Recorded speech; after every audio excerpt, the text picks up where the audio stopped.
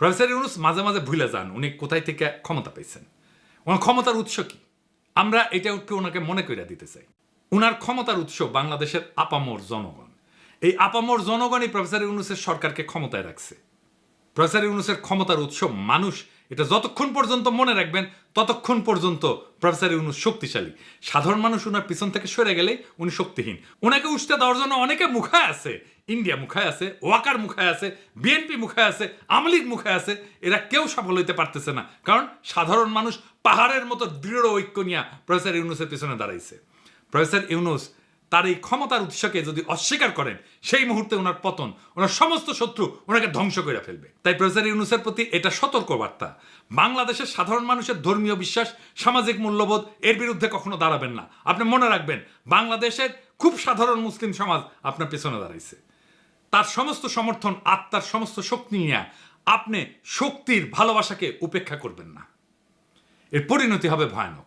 Professor Yunus, আপনি যদি এই জাতির উপরে ভর কইরা এই দেশের মানুষকে পেছনে রেখে হঠাৎ করে এমন কিছু চাপায় দেন যা এই সমাজ চেনে না, মানে না, বিশ্বাস করে না, তাহলে এই জাতি কিন্তু এক সময় আপনাকে প্রশ্ন করবে। আপনার শক্তি কিন্তু বিদেশি মিডিয়া না বা ডোনাররা না, আপনার শক্তি এদেশের আপামর জনগণ, মুসলমান, তাদের সন্তান, যাদের হৃদয়ে আপনার উপরে এখনো বিশ্বাস আছে। আপনি যদি সেই বিশ্বাস ভেঙে ফেলেন, যদি ধর্মীয় বিশ্বাস, সামাজিক মূল্যবোধ, পারিবারিক কাঠামোকে না বুঝে বিদেশি এনজিওর ফর্মুলা দিয়া রাষ্ট্র চালাইতে যান, তাহলে আপনি টিকবেন না। কারণ এই দেশ কোনো ল্যাবরেটরি না, এই জাতি গিনিপিগ না।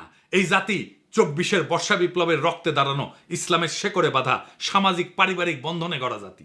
এটাই আপনার ক্ষমতার আর বৈধতার উৎস। আপনি যদি এই জাতিকে এনজিও বানাইতে চান, তাহলে এই জাতি আপনাকে রাজনীতির ইতিহাসে একটা দুঃখজনক ব্যর্থতা হিসেবে মনে রাখবে।